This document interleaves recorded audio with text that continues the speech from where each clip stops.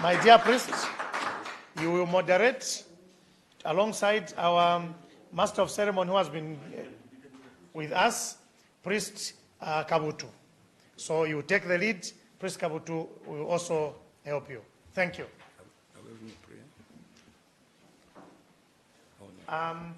District Evangelist Matthias Wachata Bakarola Pereatat.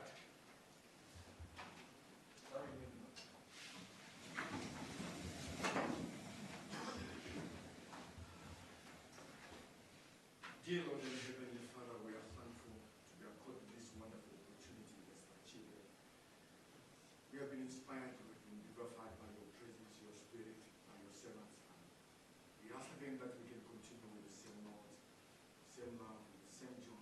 We call upon thee, allow the spirit now, Father of love, take control, so that whatever remains, Father, could be planted and blessed.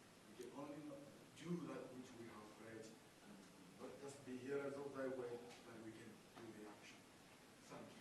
Grant us everything that we need and thy spirit to round about us. Ask all this in the name of thy Son, Jesus Christ. Amen. Amen. Thank you. Yeah, thank you very much.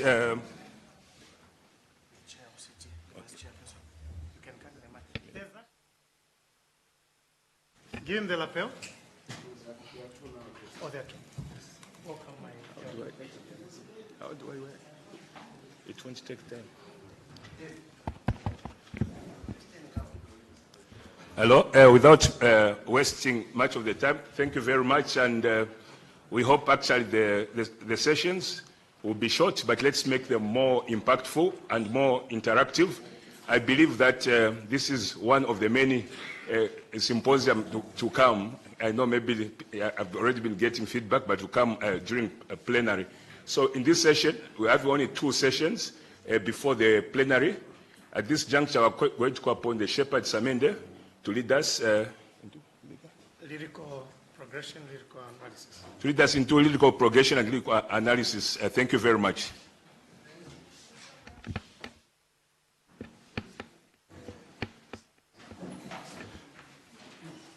He will deliver within 20 minutes. Thank you.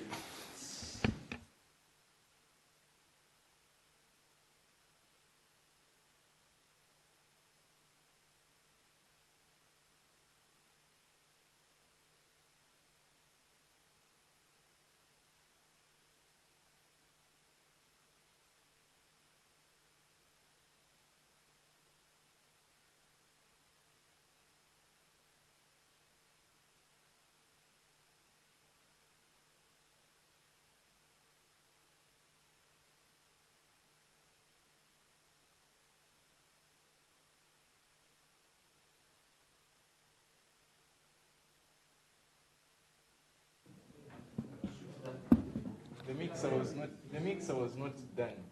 Let me just deal with the mixer. Yes. Good morning once more. Good morning.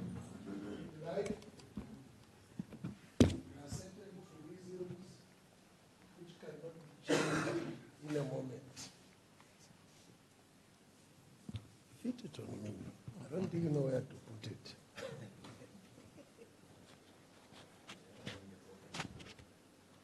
Which pocket? When one is born into the world, you find certain things are set. And as you grow older, you change some, you leave some. When you reach my age, those things which you didn't change when you were young, you don't expect them to change when you are this age. The chair, C.E. Jacob Ruvasi, knows this very well. I speak slowly. He wants me to do a 12-slide PowerPoint of material in 20 minutes, of which he has already taken 5 minutes. So how that will be done at my age, to move at his pace, it is very unfair. Exactly. Thank you. Who is doing the slides? What I was asked to deliver this morning is something called lyrical progression. And it has subtopics such as lyrical progression, lyrical build-up, and then lyrical progression, and then lyrical analysis. To be very frank, I had a problem to understand clearly the difference between build-up and progression. There's lyrical build-up and lyrical progression, and then lyrical analysis. That I could understand. However, I came up with what I thought was an understanding of what the chair wanted me to do. And this is what I have today in those 12 slides. Where are they?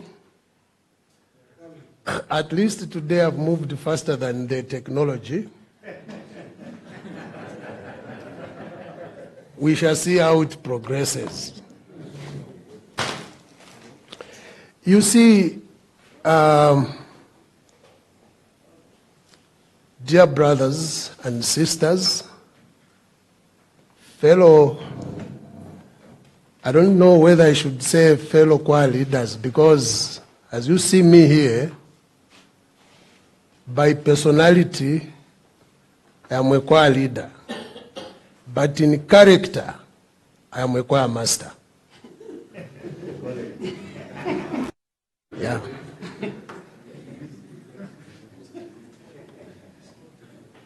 So I don't know which will take precedence, but I will say fellow choir leaders because it's the modern way.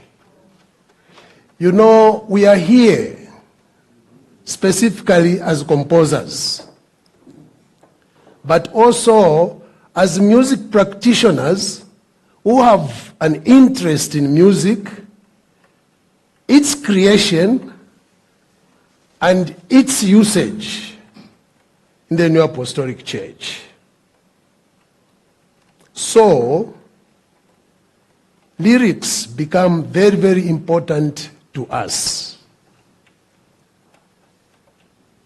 But then,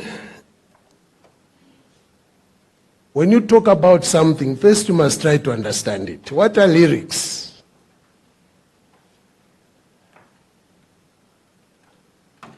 I pose that question to the audience. What are lyrics?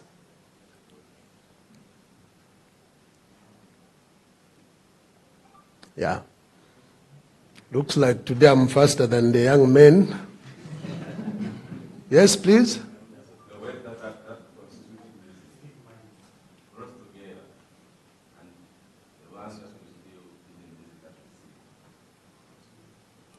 That's one question. That's one answer. Any other contributions? What are lyrics?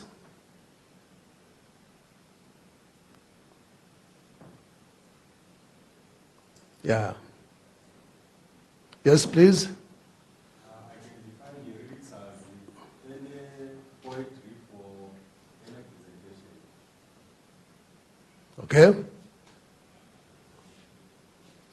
Any other contributions? Right. Lyrics are a branch of poetry, if you like, but they are not exactly the same as poetry. There are certain features of poetry that are not in lyrics, and vice versa. But this is not the purpose of my delivery this morning.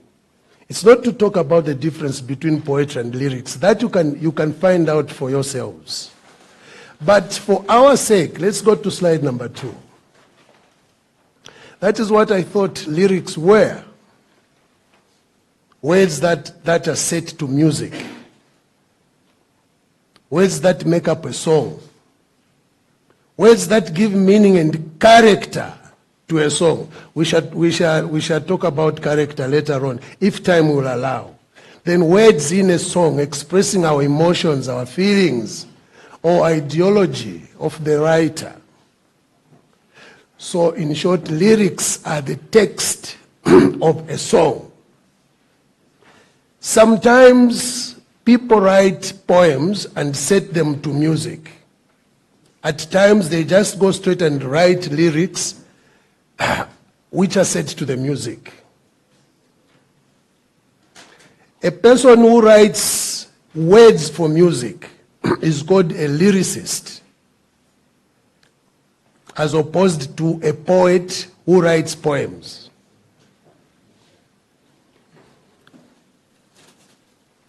We move. For our purposes, we must narrow this to our situation here. Lyrics is very wide, but we must narrow it to our situation. We are composers. We write music and set words to the music so that we deliver a message. So, for our purposes, when we talk about composing a song, we are essentially talking about those three things: coming up with a succession of meaningful sounds that form a melody, employing pitch, rhythm, harmony, all those things, the structure that carry vocalized messages to the intended audience. This is the purpose why we compose music. For us here, at this point in time, we are not concerned with the instrumental music, because you will agree with me that there is a larger body of instrumental music which is not our concern right now. We want to talk about vocalized music, and we are saying that the purpose of lyrics is to create word pictures that are carried by the different combinations of musical sounds that impart our emotions and feelings. I'm sure this is the genesis of why people write. We were talking about a certain Kawalala yesterday. He stole something or some people's money, then an elder assisted him to pay off those debts. And then he writes a song. Vamwi vatu la la la la la na na na na. It comes from number 2, creating word pictures that are carried by different combinations of musical sounds that impart emotions and feelings. At that point, was dealing with feelings, the way he felt about that man. I don't blame him. I could have done the same. I'm in a lot of debts. And if somebody comes to pay for me, surely I'll write something like that. Yeah. When we do write lyrics, we are actually fusing words with sounds to express our faith, in our case here, our love, hope, fears, desires, and expectations. So here, I'm emphasizing that lyrics are the text that are set to the music so that the music, combined with the words, can carry a message to the intended audience. We proceed. We come now to what the chair prescribed for me, lyrical build-up. And I'm saying that for our purposes as NAC music composers, music is nothing without words. Do you agree? Yes. Exactly. Because there is, in the liturgy of the New Apostolic Church, there is a certain portion that we copied from South Africa. At the saving of the departed, first we sing. I remember the way it used to be in our time. When that time comes, you find people breaking down, literally wailing in the divine service. But the South African brought in a Mzungu way of doing things. First we sing, and then a very sentimental instrumental piece is done. That catches you, but because it's not vocalized, no one weeps. We just... But in those days when we did it in our own way as Zambians, we used to cry. I don't know whether it was out of understanding or misunderstanding, because nowadays a lot of things that we used to do in the past have been proved to be falsehoods. Right or wrong? That's why the liturgy is changing. I don't want to go into that direction because at my age, I've got a lot to say about what used to be and what is now.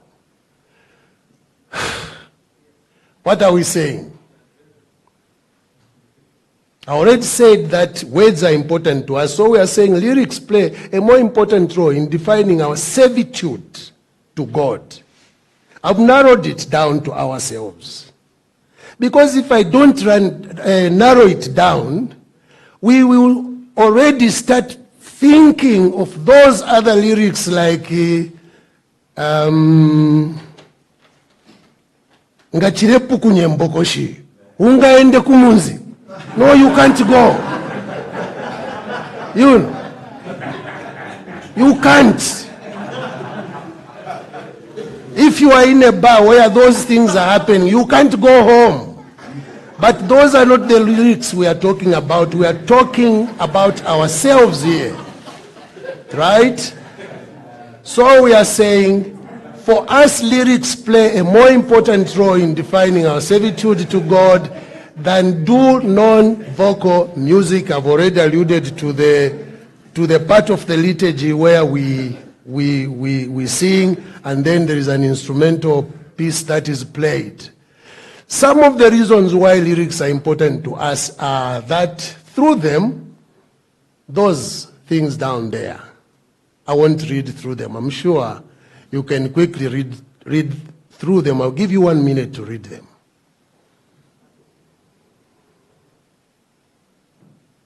By Jacob's time, the 1 minute is over. Let's go to the next. We continue. Lyrical analysis. I said this must be narrowed down to our situation. We don't want our minds to go wandering into ungaende kumunzi. No. We want to narrow it to our situation. So we are saying that there has to be doctrinal and thematic unity in the lyrics that we write. This, Shepherd Innocent alluded to it yesterday. And the first point was number 1 there in his delivery. We must adhere to the NAC doctrine. Look, if you don't understand the NAC doctrine, it will be difficult for you to write convincing lyrics for the songs that you are writing intended for use in the New Apostolic Church. Because you end up writing like, We Maria, we mayo musuma, ibukisha ifya mumutwala, mumulimba vale chula sana, wenyine fwe ubale kerere, ubalombere chapa twapapata. Is that our doctrine? Ave Maria. That is not our doctrine. And if you are not seeped into the... Yeah. Inema is a Bemba word, meaning grace, uluse, ulukalamba, but we don't use it in our vocabulary as New Apostolics. So if you use inema, thank you, Elder, for helping me. If you use inema, we will think that ababa adoption, never for me Catholic, vaisa to join. Yeah? So we are saying we must uphold thematic unity. What do I mean here? I'm sure, Preacher, I'm very, very sure that you touch that. Thematic unity. You know, when you write a song, it must have a theme. In other words, it must have a central thought. It's not just picking words from here and there and then putting them what I have seen by the opportunity that our chair has given me to look at the lyrics that you have submitted in your songs. You find that somebody has written a very good piece of music, but they are borrowing things from here and there. At the end of the day, you don't even know what the song is all about. You start guessing. There is no thematic unity. But when we write our lyrics for the songs that we write, there has to be thematic unity. And these songs, the lyrics, I'm talking about lyrics. If I use the word song, if I use poetry, please substitute it for lyrics. We are saying the lyrics must carry an ambiguous phrases and meanings. Very good. The chair is not here. I wanted him to be here at this point. There is a very nice song that has come up. Be still. Can somebody read, recite the first words, the words of the first phrase? Be still. We wait. Can somebody recite those words? Hey, come on. We wait for thy return in faith and in loving grace. Good. We wait. I wish somebody can write very quickly there. We wait for thy return. In what? In faith. And in what? Loving grace. Good. Loving grace. Who's loving grace? We. We are the ones waiting, eh? So we also have loving grace for God. Huh? Come on, help me. He's saying, we wait for thy coming in what? Faith. In faith and in loving grace. Loving grace. To us human beings. Is that association correct? I think you are missing the point. We, the humans, the believers, are waiting for his return. In which nature are we waiting? In which frame of mind? In faith. Now what follows? To qualify the faith. In loving grace. Can you associate loving grace with a guy like me?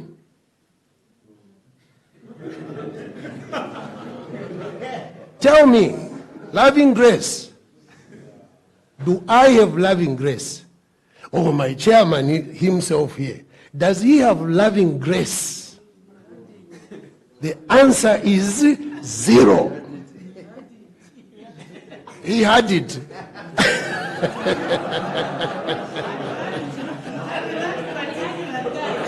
At that time. So, what we are saying is that when you are writing, write things that are very real. Thematic unit, you are talking about waiting. It is the humans who are waiting. We are waiting for the return of the Lord. In faith. But loving grace is not associated with us. Therefore, that lyric, it has to be revised. Are we together? Do you agree?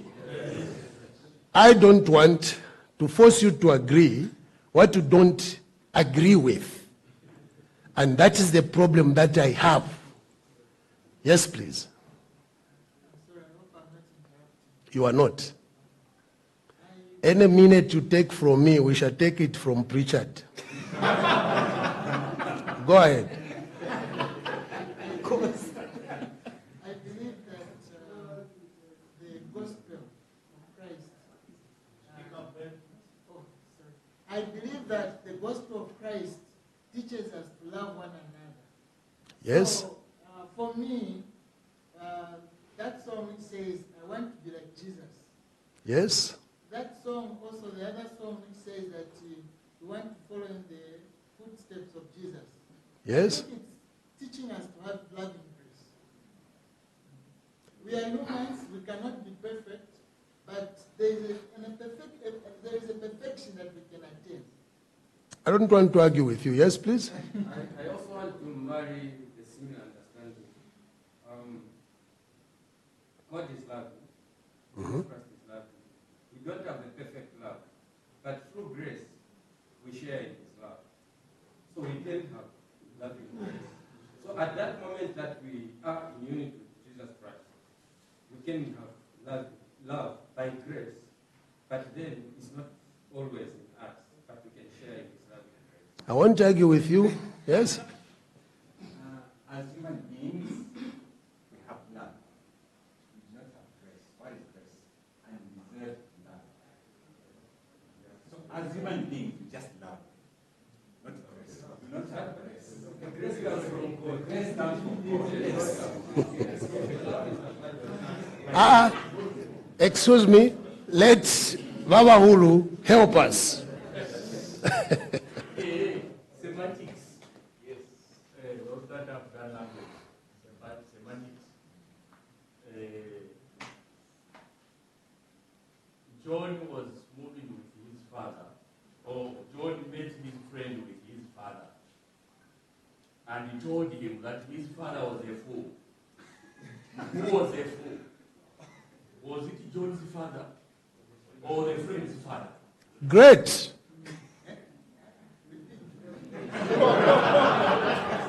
You excuse me. Don't repeat. Don't repeat. Don't repeat. I know who have understood this, and I'll ask them now to explain. The Shepherd Innocent, please explain. He will tell us who is the fool there.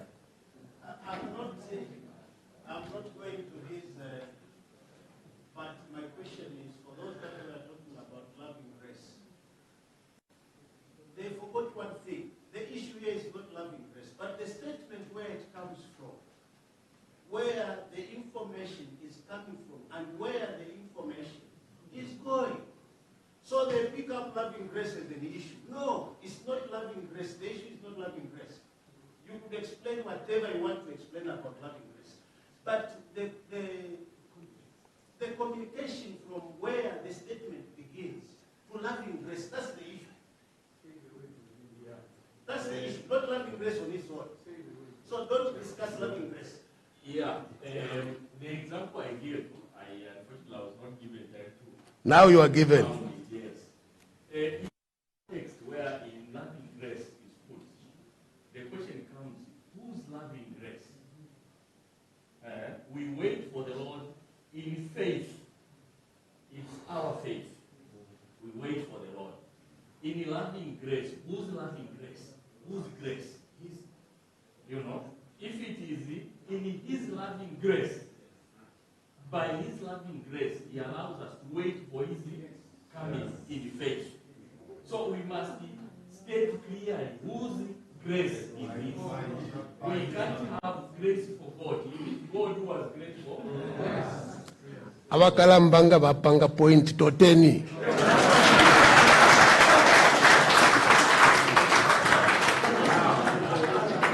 Yes. You see, when you are oh, yes, please. Okay. Yeah, I want to look at point number 3. Carry unambiguous phrases and meanings. So there's ambiguity in this phrase. Agree? Do you agree? Yes. There is ambiguity there because we don't know whose grace. Now, this is what I said.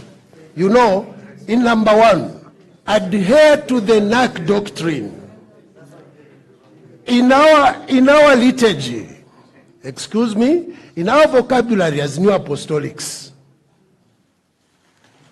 when we use the phrase loving grace, to whom is it associated? Yes. It is to God and specifically to Jesus, if you like. Never to me, even if I am the subject of Bamwi, Bantu, it's not that. So we are saying that we must have this, first of all, seeped in doctrine, and then when we write, there has to be unity in what we are writing. We have to be very specific and state. If we move on. We continue with lyrical progression. Now we are talking about the importance of lyrics. Because they are so important, a lyricist must be very critical, what you have just been talking about, in deciding what to write and which word combinations to use so that correct intended message is conveyed. A lyricist, therefore, must, those bullets there, they must use poetical characteristics of using rhythm, rhyme, alliteration. They must write memorable titles. We shall look at those soon. Memorable titles of the songs. Not that what kind of title is that? We can't have titles like that. They must train. Yeah, they must train to hear the music hidden in the language. There is music hidden in the language. And briefly, I'll divert from that. I will simply say that when a Chokwe song is sung, and a Bemba song is sung, and a Ngoni song is sung, already you hear different music. Why? Because in each language, there is hidden music. But you, the lyricist, must train yourself to hear that hidden language. They must also take a basic idea in what they are writing. They take a basic idea from the doctrine, and then rephrase it in fresh and creative ways. I shall challenge you on that. They must also arrange sections of texts, or lyrics if you like, into a logical, seamless whole. Jesus was crucified in a seamless garment. What does that mean? What does that? Yes? Hello? Yes, sir? You know, it was a woven thing which had no joints. It was just a woven and made to hold. So there was no way you can say, exactly. Seamless. Insalu. Taikweta amulundo yo sizes tayapitiremo yo. So we are talking about that when we arrange sections of texts, you are writing a song with 3, 4, 5 verses. They must flow into each other without ukumfika tapapawe bampwapa. And that is what we are facing now. Many people write songs which verse 1 and verse 2 do not follow one another. somehow na firu bana olole imba so na firu bana fe nomba pantu katuni kasuma wa imba fe but tafiwe meyo. Yeah. Yes, please.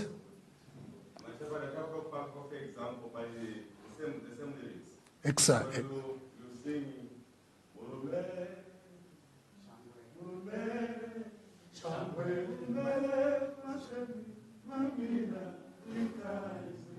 What's the second verse?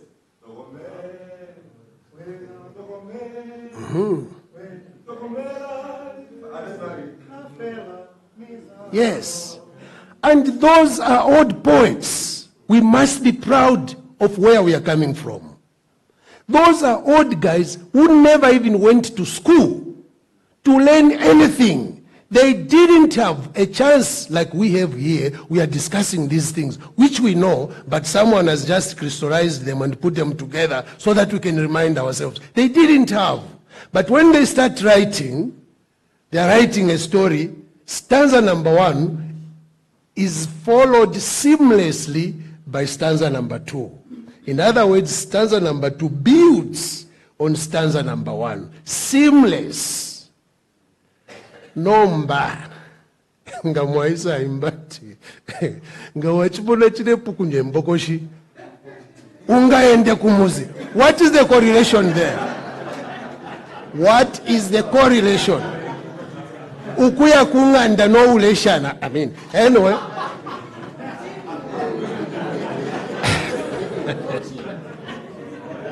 Yes, sir.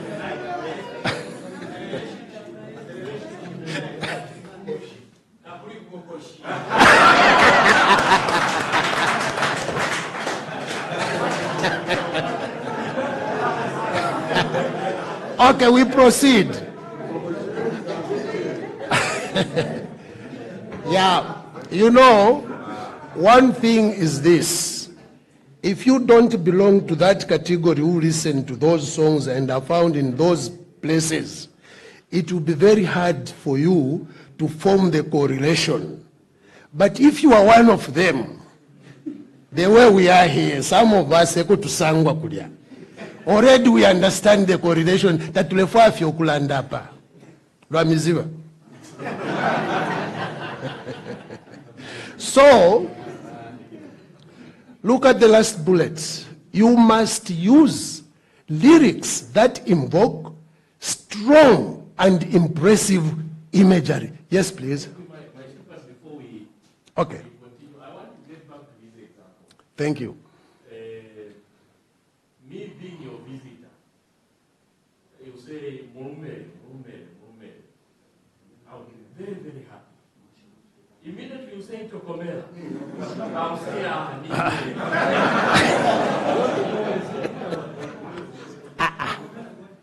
So the two messages, are contrasting, are contradicting. Exactly. So those are the mistakes you already saying. Those were proposals of the ancient times. It's now asked to correct because our song must be preached. Do we agree? Exactly. Excuse me. You know, I want to believe that all of us here have dabbled in songwriting and we have dabbled in trying to put words to the songs. So the things we are discussing here are things we know in one way or another. So we are just trying to refresh our memories and say, okay, kansha kanyaka. 9. Thank you very much. So we are saying, when you write, you must use lyrics or words that invoke strong and impressive imagery. Imagery in poetry and imagery in lyrics is very, very important.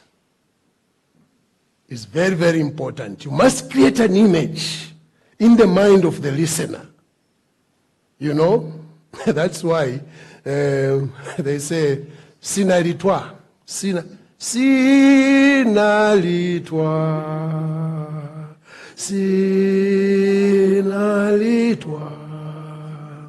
Although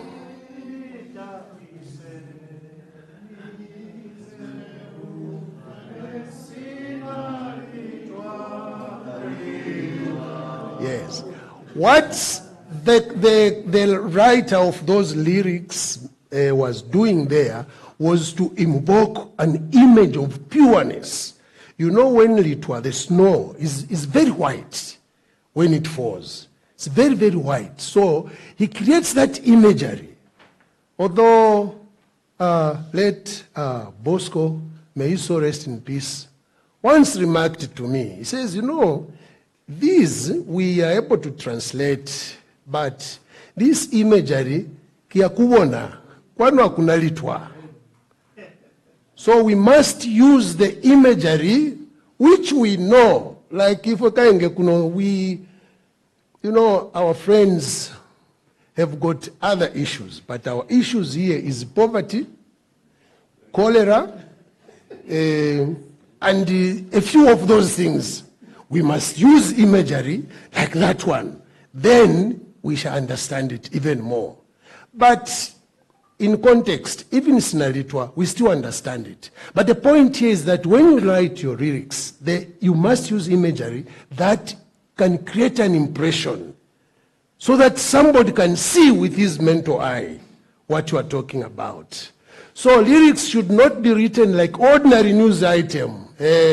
H.H. said yesterday in Lusaka. No, you can't write your poetry like that, your imagery. You cannot. You must therefore train to use your imagination to find word combinations that leave lasting impressions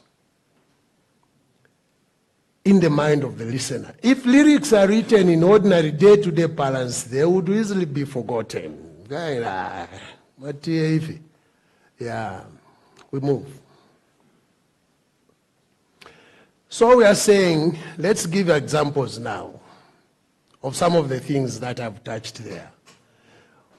Poetical characteristics. These are characteristics that you find in poetry. In poetry, you will usually find rhythm in the words, rhyming in the words, and what is called alliteration. Now, just there. Now, what's the rhythm I'm talking about in the music? Just look at that. These are our songs. Can we sing the first one? Na na na na na na na na. Together.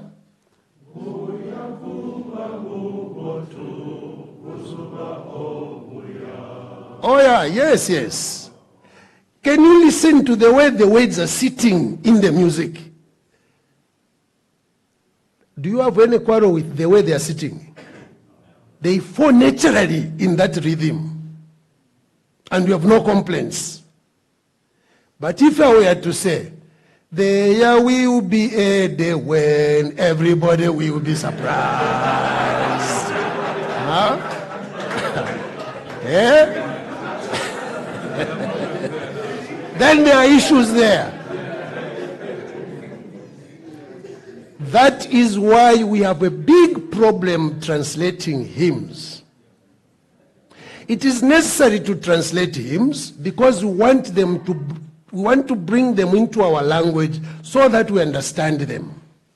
But poets, lyricists, and other interested parties, they know that when you translate a hymn, something is lost.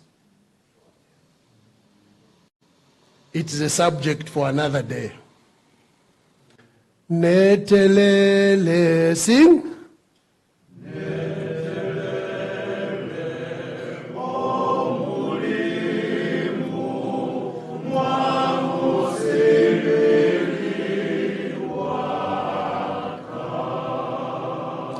Surely you cannot complain.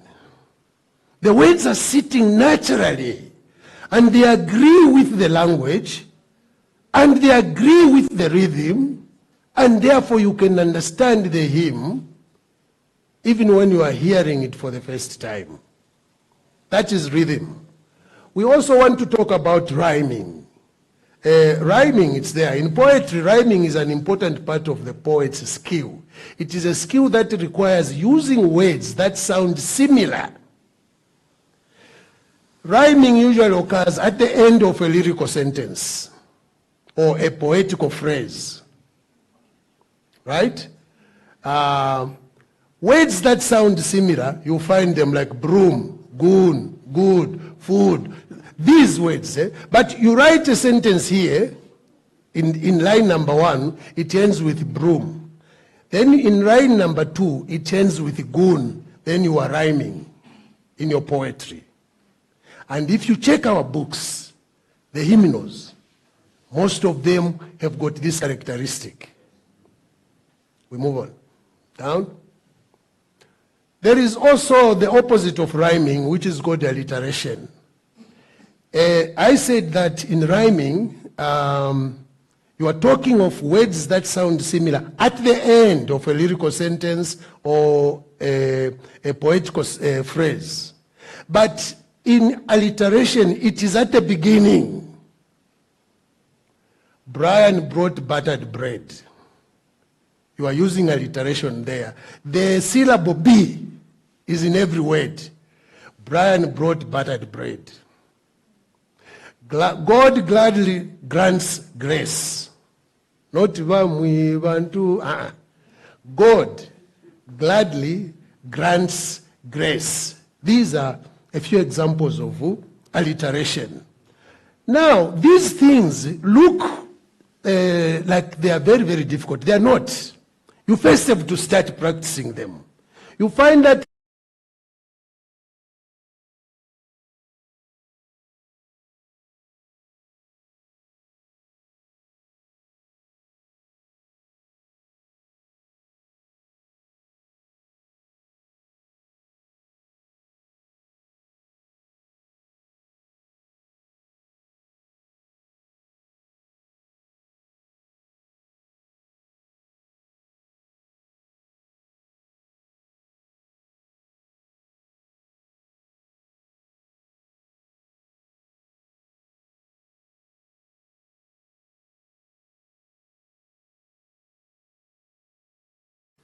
I can give you an example of a memorable title.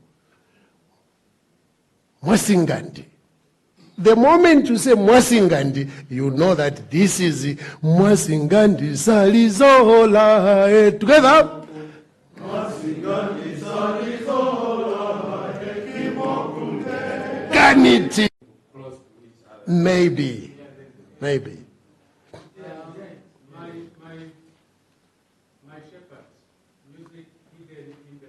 Thank you very much. I don't know why this keeps on coming, but I know it has got a very strong foundation.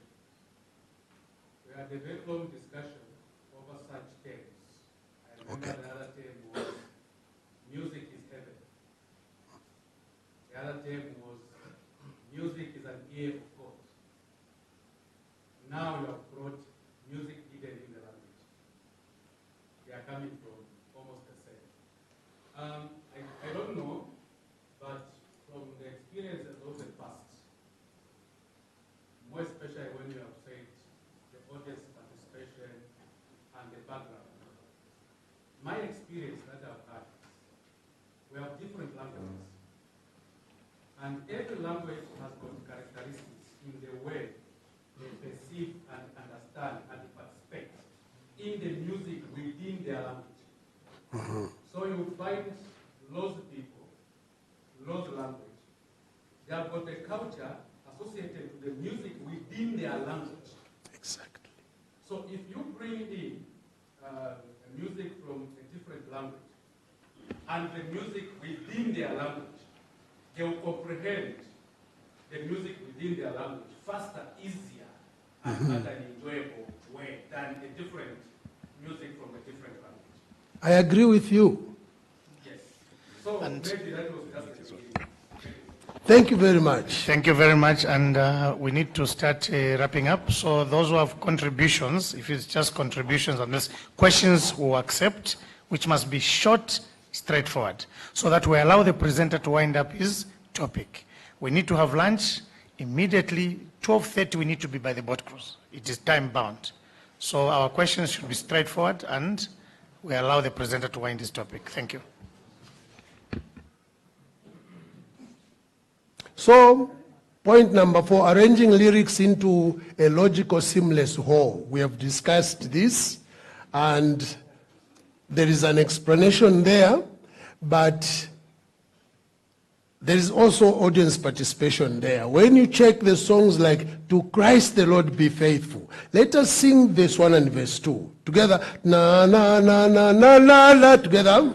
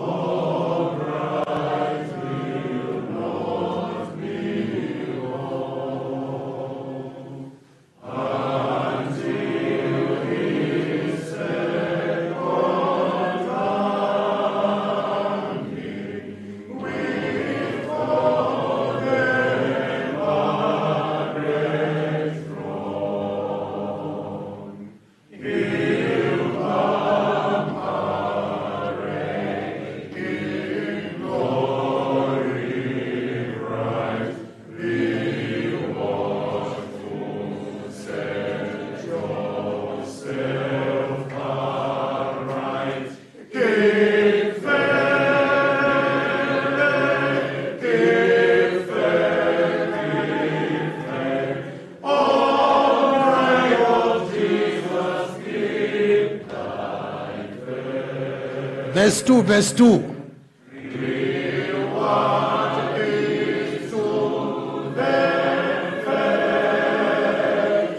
We end there.